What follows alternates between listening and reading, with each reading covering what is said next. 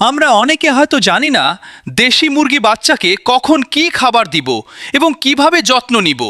আমাদের সবার বাসা বাড়িতে দেশি মুরগি আছে এবং বাচ্চা আছে, কিন্তু আমরা খাবার ম্যানেজমেন্ট ঠিক না রাখার কারণে আমাদের দেশি মুরগিকে তাড়াতাড়ি বড় করতে পারি না এবং সঠিক সময় সঠিক খাবার না দিলে দেশি মুরগি বাচ্চা সহজে বড় হয় না।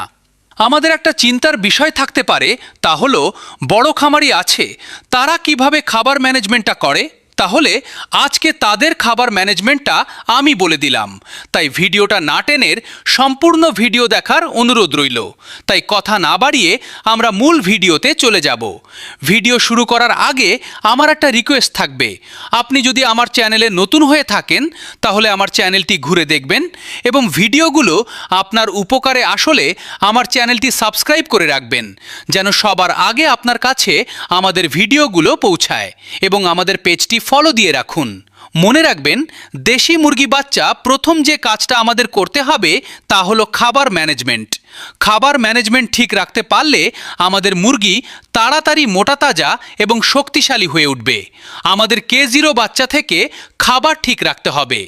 আমরা বাসাবাড়িতে বেশিরভাগ মায়েরা চালের গুঁড়া, চাল ভাঙা, খুদ ইত্যাদি ব্যবহার করে। আপনার জেলা চাল বা গুঁড়াকে কি বলে তা কমেন্ট করে আমাকে জানিয়ে দিন। আমরা যদি দেশি মুরগি বাচ্চাকে মোটা তাজা রাখতে চাই তাহলে চাল বা গুঁড়া এগুলো ব্যবহার করা যাবে না। এগুলো খাওয়ালে মুরগির শরীর শুকিয়ে যায়, মুরগিতে তাড়াতাড়ি কৃমি সমস্যা দেখা দেয়। আপনি দেখবেন আপনার বাসায় দেশি মুরগি বাচ্চা জন্ম নিলে কিছু দিনের ভিতরে আস্তে আস্তে দেশি মুরগি বাচ্চা ঝিমানো শুরু করে এবং হাঁটা চলা করতে পারে না, ঘুড়ি সমস্যা দেখা দেয়, প্যারালাইসিস সমস্যা দেখা দেয় ইত্যাদি। তাই আমাদেরকে বাচ্চা জন্ম পর থেকে ভালো কোম্পানির ফিড খাওয়াতে হবে।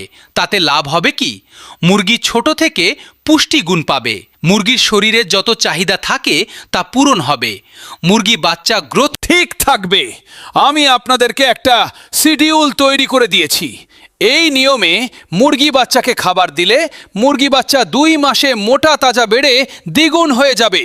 মুরগি বাচ্চাকে প্রথম 10 থেকে 15 দিন শুধু ব্রয়লার স্ট্যাটাস খাবারটি দিবেন।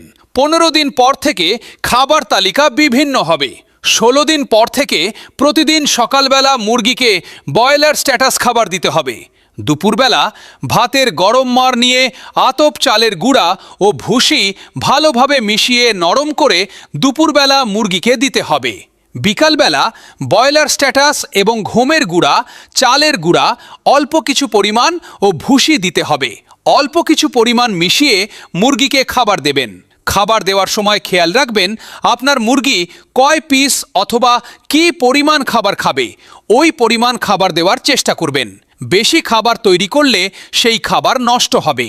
আমাদের খেয়াল রাখতে হবে মুরগির শুকনো খাবারগুলো সারা দিন দেওয়া যাবে।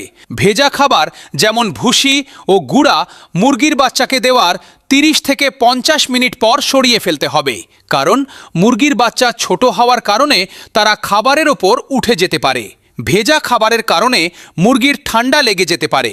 সব সময় মুরগিকে ঠান্ডা থেকে দূরে রাখার চেষ্টা করবেন, কারণ ঠান্ডা থেকে বিভিন্ন সমস্যার সৃষ্টি হয়।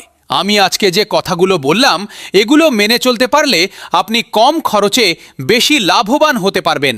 আপনার মুরগি মোটা তাজা ও শক্তিশালী হয়ে উঠবে। 2 মাসের মধ্যে মুরগির গ্রোথ বা বৃদ্ধি দ্বিগুণ হয়ে যাবে। এই সব খাবারের সাথে কি কি ঔষধ মুরগিকে দিবেন এবং কোন সময় কোনটি দিবেন এই বিষয়ে ভিডিও প্রয়োজন হলে কমেন্টে বলে দেবেন। আপনি এবং আপনার বন্ধুদের দেখার সুযোগ করে দিন। আপনার একটি লাইক এবং একটি কমেন্ট ও শেয়ার করবেন।